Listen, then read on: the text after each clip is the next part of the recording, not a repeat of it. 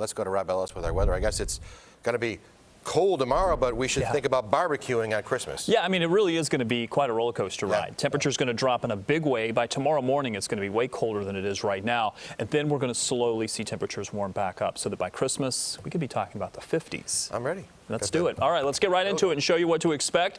Temperature is going to take a big tumble for tonight, and they'll continue dropping even through tomorrow. As I widen the view a little bit because the East Coast is dealing with a pretty powerful system. They had a lot of flooding today in my home state of South Carolina. But in the meantime, a little closer to home, we've got the colder side of that same system that's now moving through here. We did have some drizzle that's still continuing to move through. Most of that will dry up, and if anything, it may switch over to some flurries by the time we get into early morning. So temperatures into the 30s right now, but they're above freezing for all locations. Bit of good news there.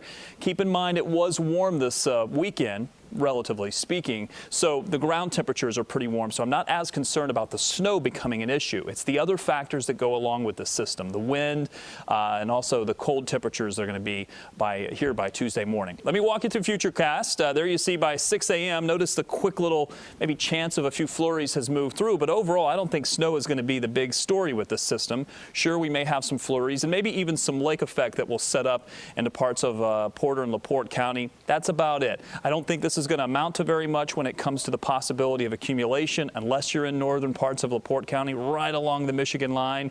We could see as much as maybe 2 to 4 inches in some of these locations.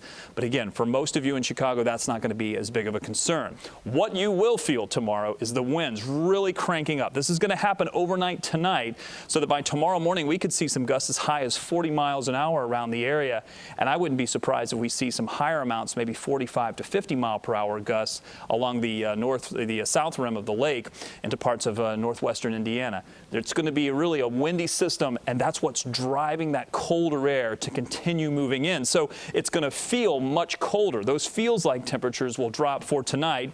By tomorrow morning, it's going to feel like it's in the low to mid-teens, and those feels-like temperatures will continue dropping through the afternoon. It's going to be in the low teens for most of you, and then into the overnight, we could have some single-digit feels-like temperatures by early Tuesday morning.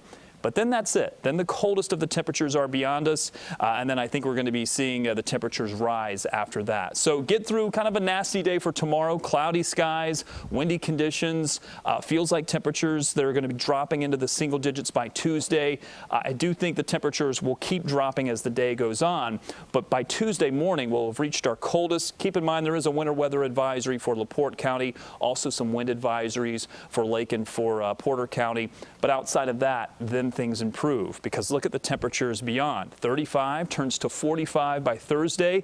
I think we're going to be in the 50s by Christmas Eve. There is some indication that some cooler air will move in back behind this as we get into Christmas Day, but it's still going to be above the average, I think.